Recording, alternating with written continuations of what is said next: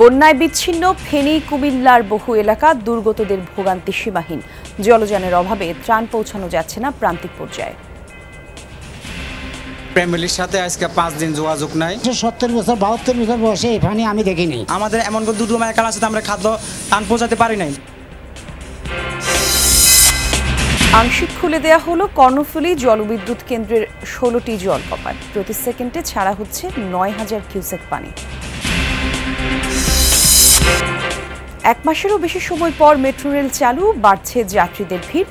আপাতত বন্ধ থাকবে মিরপুর 10 এবং কাজীপাড়া স্টেশন।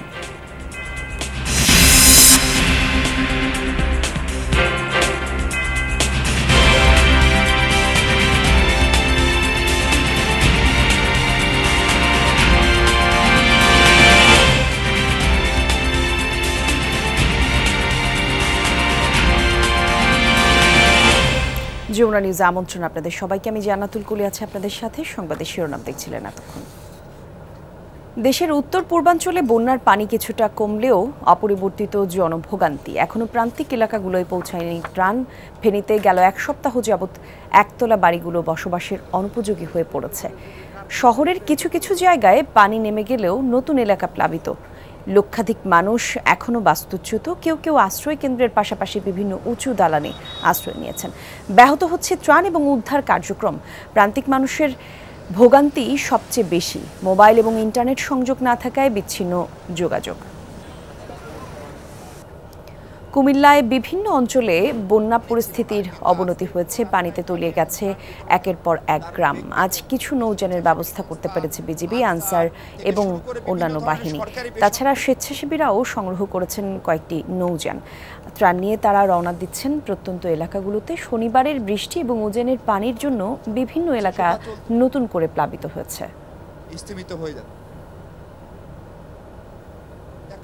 নোয়াখালীর বেশ কয়েকটি উপজেলায় পানি কমতে শুরু করলেও গতরাতে বৃষ্টির ফলে বিভিন্ন অঞ্চলে বেড়েছে পানি। নোয়াখালীর আবহাওয়া আজ বিরূপ। প্রত্যন্ত অঞ্চলে নেই ত্রাণ সরবরাহ। যে যার মতো সেই এলাকাগুলোতে ত্রাণ পৌঁছানোর চেষ্টা চালাচ্ছে। প্রান্তিক এলাকাগুলোয় পানিবন্দী অনেকে, তাদের কাছে যাওয়া ত্রাণের পরিমাণও অপ্রতুল।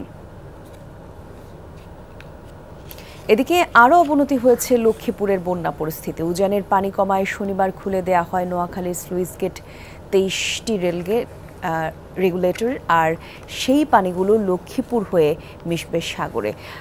এই কারণে বর্তমানে লক্ষ্মীপুরে বন্যা পরিস্থিতির আরও খারাপ হয়েছে। মেঘনা সহ বৃদ্ধি পেয়েছে আশেপাশের খাল বিলের পানি। এতে সদর সহ 5 উপজেলা জলমগ্ন। এখনও পানিবন্দী প্রায় 7 লাখ মানুষ, যাদের মধ্যে 20,000 আশ্রয়কেন্দ্রে ঠাঁই পেয়েছে।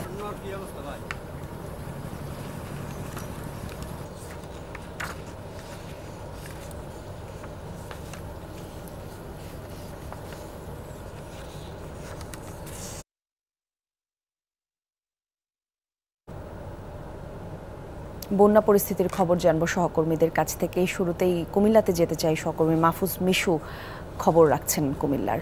মিশু, একটু জানাবেন, প্রথম ঘন্টায় তো আপনি জানিয়েছিলেন যে কিছুটা উন্নতি হয়েছে বন্যার আশেপাশে যারা আছে মানুষজন তাদের কাছে, কারণ বিজিবি সেখানে কিছু নৌকার ব্যবস্থা করতে পেরেছে। এখন কি দেখছেন? এখন উদ্ধার কার্যক্রম কেমন চলছে?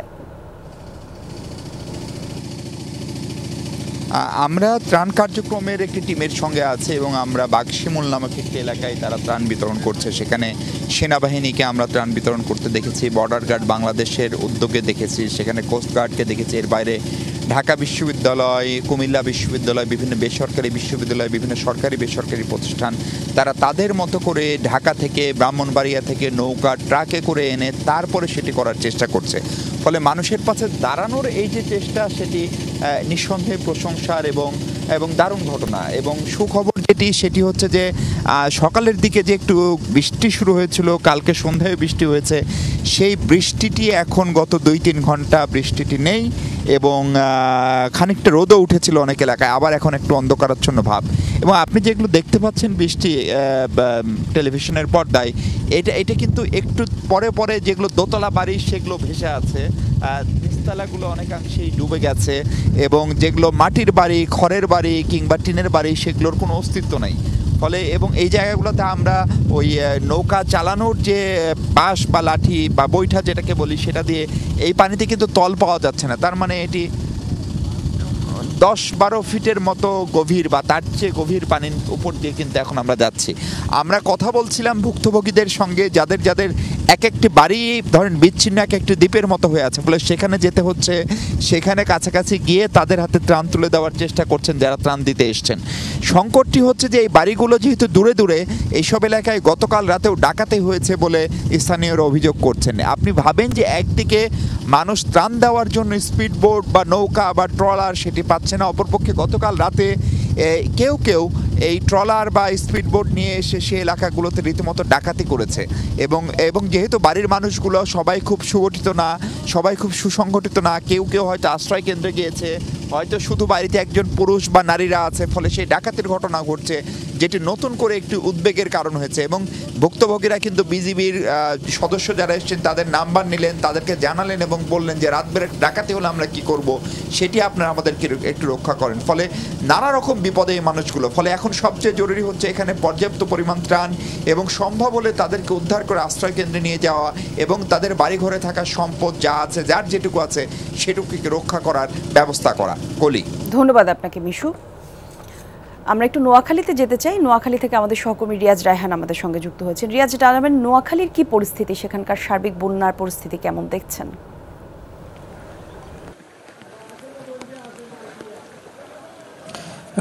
নোয়াখালীর পরিস্থিতি আজকের আগের দিন অর্থাৎ গতকাল এবং পরশু টানা বৃষ্টি বন্ধ ছিল, সেই কারণে পরিস্থিতির কিছুটা উন্নতিও হয়েছিল। কিন্তু বিপত্তি বেঁধেছে সেনবাগ উপজেলা, যেহেতু সেনবাগ উপজেলাটি একেবারেই দাগনভূঞা ফেনীর দাগনভূঞার পাশে অবস্থিত, সেই কারণে এখানে গত 2 দিন ধরে পানি বাড়তে শুরু করেছে। অর্থাৎ গত পরশু দিন রাত থেকে, শুক্রবার রাত থেকে পানি বাড়তে শুরু করেছে। গতকাল শনিবার ছিল, সারাদিনেই পানি কিছু অল্প অল্প করে বেড়েছে এবং এখনও পানি বাড়তি। তবে এখানকার স্থানীয় যারা আছেন তারা যেটি বলছেন যে মূলত ফেনী থেকে পানিগুলোর নামা যেহেতু শুরু করেছে, পানি কমতে শুরু করেছে, সেই পানিগুলো এই সেনবাগের উপর দিয়ে বিভিন্ন খালে পড়ছে এবং সেখান থেকে মেঘনা নদী হয়ে বঙ্গোপসাগরে যাওয়ার রুট আছে। সেই কারণে মূলত এই উপজেলাটি একেবারে প্লাবিত হয়ে গেছে, অধিকাংশ এলাকায় প্লাবিত হয়ে গেছে। আপনি দেখতে পাচ্ছেন যে মানুষ কিভাবে কতটুকু পানিতে হেঁটে তারা তাদের দৈনন্দিন কাজকর্ম সারতে হচ্ছে, অনেকেই থাকতে পারছে না। এবং যারা গতকাল পর্যন্ত ছিল বাড়িতে, তাদেরকেও অনেকে উদ্ধার করে নিয়ে আসছেন এবং তারা অনেকে নিজেরা উদ্ধার করে নিয়ে এসছে। কিন্তু ত্রাণ তৎপরতা সমস্যা রয়ে গেছে, প্রত্যন্ত অঞ্চলে ত্রাণ এখনো পৌঁছায়নি এবং অনেকে যারা ঘরবাড়ি আসতে চাননি বিভিন্ন কারণে, তারা এখন পর্যন্ত ত্রাণ পাননি বলে অভিযোগ করেছেন।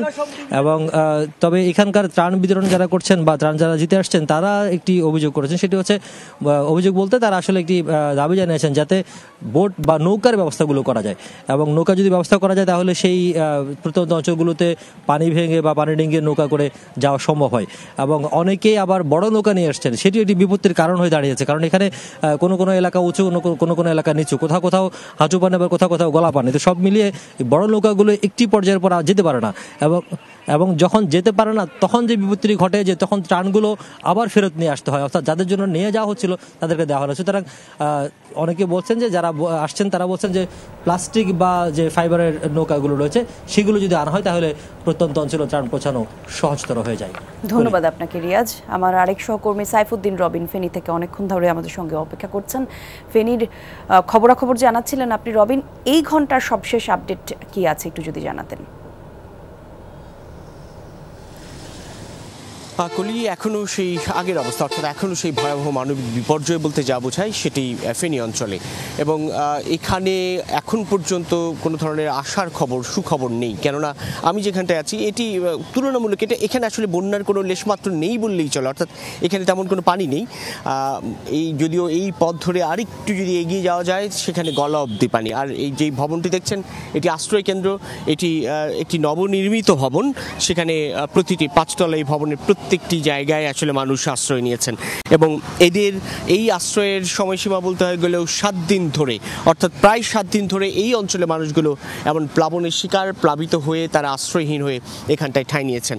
কিন্তু যেটি বলছিলাম যে এখানে লেশমাত্র নেই এই অর্থে বলা যে এর চাইতেও ভয়াবহ অবস্থা বা ভয়াবহ চিত্র আরও গভীর অঞ্চলগুলোতে।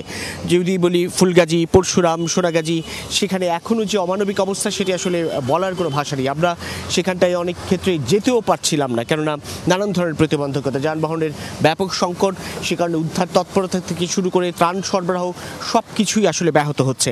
অন্যদিকে পানি নামছে, পানি নামার যে হার এবং সেটি কেবলমাত্র শহরের কয়েকটি পয়েন্ট থেকে, এবং এমনকি ফেনী সদর শহরটি, সেই শহরেরও বিভিন্ন এলাকা কিন্তু এখনও প্লাবিত এবং সেখানেও প্রচুর পানি, কোনো ধরনের যানবাহন চলাচলের উপায় নেই। বিকল্প যেই কেবলমাত্র উপায় ব্যবস্থা সেটি হচ্ছে নৌকা, স্পিডবোট, যেটি একেবারেই অপ্রতুল। সব মিলিয়ে এখনও তাদের সেই বিপর্যয়ের মধ্যে দিন যাপন এবং গত কয়েকদিন ধরে টানা শুকনো খাবারের উপর নির্ভরশীল হয়ে থাকা, এবং সেই শুকনো খাবারও মিলছে না কয়েকদিন ধরে বিভিন্ন অঞ্চলগুলিতে, বিশেষ করে প্রত্যন্ত অঞ্চলে বা প্রান্তিক পর্যায়গুলোতে কোনো ধরনের ত্রাণই পৌঁছায়নি। তারপরেও টিকে থাকার চেষ্টায় তারা আছেন। ধন্যবাদ আপনাকে রবিন। কর্ণফুলী জলবিদ্যুৎ কেন্দ্রের 16টি জলকপাট খুলে দেওয়া হয়েছে। সকাল 8টার দিকে গেটগুলোর আংশিক খুলে দেওয়া হয়েছে বলে জানিয়েছে পিডিবি কাপ্তাই জলবিদ্যুৎ কেন্দ্রের ম্যানেজার আব্দুল জাহির। তিনি জানান, কাপ্তাই হ্রদের পানির উচ্চতা শনিবার বিকেলে সমুদ্রপৃষ্ঠ থেকে 107.7 ফুট উচ্চতায় পৌঁছায়, যা বিপদসীমার কাছাকাছি।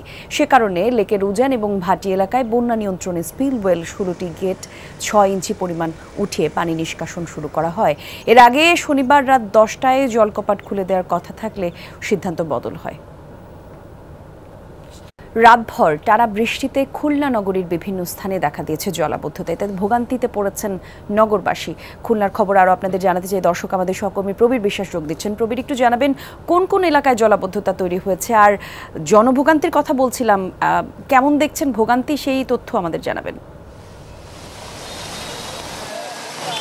নগরীর অর্ধেক অংশ জুড়ে জলমগ্ন কলি, যদি বলি আমরা যেখানে রয়েছি নগরীর রয়্যাল চত্বর, এর আশেপাশে যে অঞ্চলগুলো রয়েছে পিটিআই মোড়, রূপসা, দোলখোলা, মিয়াপাড়া, মৌলভীপাড়া, জিন্নাপাড়া সহ আশেপাশে যত এলাকা রয়েছে সব এলাকারই রাস্তাসহ বাসাবাড়ির মধ্যে আসলে পানি প্রবেশ করেছে। এবং আপনি বুঝতেই পারেন, যখন ব্যবসা প্রতিষ্ঠান বাসাবাড়ির মধ্যে হঠাৎ করেই ভোর রাতের বৃষ্টিতে যখন পানি ঢুকে যায়, যখন মানুষ আসলে ঘুমে আচ্ছন্ন থাকে, তখন কতটাই দুর্ভোগে পড়ে। সে কারণে মানুষ বরাবরই বলে এই দুর্যোগ, এই দুর্ভোগ থেকে তারা মুক্তি পায়। এবং আপনাকে একটু তথ্য বলে রাখি, 2018 সালে সিটি কর্পোরেশন প্রায় 850 কোটি টাকা ব্যয় করে যে প্রকল্পটি করেছিল, সেটি হচ্ছে খুলনা শহরের জলাবদ্ধতা দূরীকরণ হবে। এবং এই 850 কোটি টাকার যে প্রকল্পটা, এর প্রায় 550 কোটি টাকা, 500 কোটি টাকার উপর ইতিমধ্যে খরচ হয়েছে।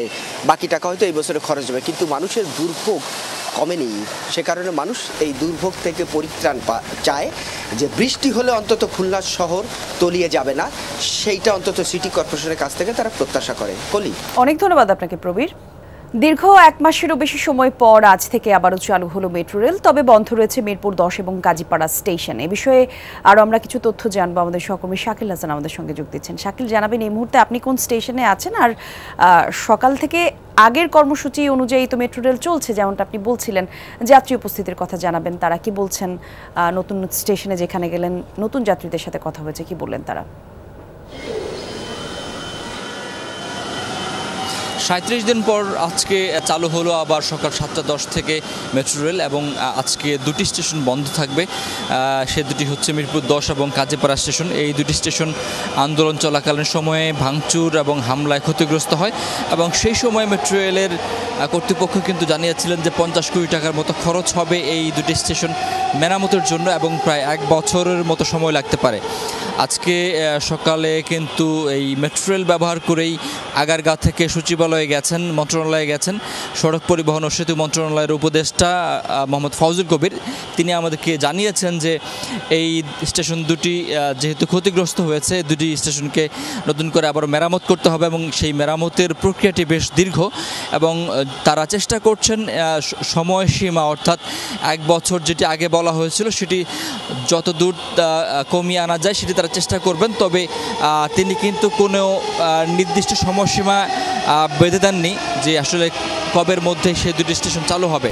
তবে তিনি বলেছেন যে আগের যে কথাটি বলা হয়েছিল মেরামত করার জন্য 1 বছরের মতো লাগতে পারে, সেখান থেকে চেষ্টা করা হবে যে আরও দ্রুত যেন সেই দুটি স্টেশন চালু করা যায়।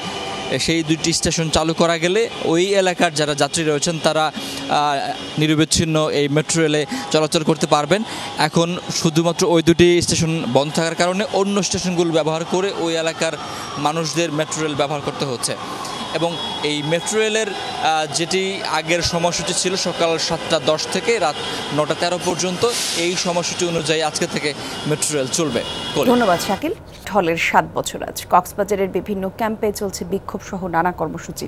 নানা উদ্যোগের পরও এখনো আলোর মুখ দেখেনি প্রত্যাবাসন প্রক্রিয়া। তাই এসব কর্মসূচি থেকে নিজ দেশে ফিরে যাওয়ার দাবি জানাচ্ছেন রোহিঙ্গারা। 2017 সালের এই দিনে মিয়ানমার থেকে প্রাণ ভয়ে বাংলাদেশে পালিয়ে আসে রোহিঙ্গারা। আশ্রয় নেয় টেকনাফ এবং কক্সবাজারের বিভিন্ন শিবিরে। এর আগেও কয়েক দফা এসেছে বহু রোহিঙ্গা শরণার্থী। ত্রাণ এবং প্রত্যাবাসন হিসেবে বর্তমানে কক্সবাজার এবং ভাসানচর মিলিয়ে রোহিঙ্গা আছে 13 লক্ষাধিক, যার অর্ধেকের বেশি এসেছে 2017 সালে।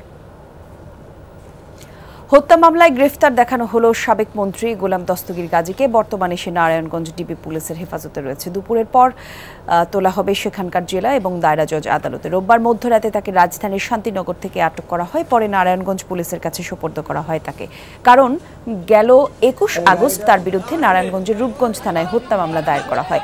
শেখ হাসিনার পদত্যাগের পর আনন্দ মিছিলে রূপগঞ্জে গুলিবিদ্ধ হয়ে মারা যায় স্কুল ছাত্র রোমান মিয়া। এই ঘটনায় নিহতের খালা রিনা বাদী হয়ে শেখ হাসিনা, ওবায়দুল কাদের, গোলাম দস্তগীর গাজী ও তার ছেলেকে হুকুমের আসামি করে মামলা দায়ের করেন। সেই মামলায় 45 জনের নাম উল্লেখ সহ অজ্ঞাত 60 জনকে আসামি করা হয়।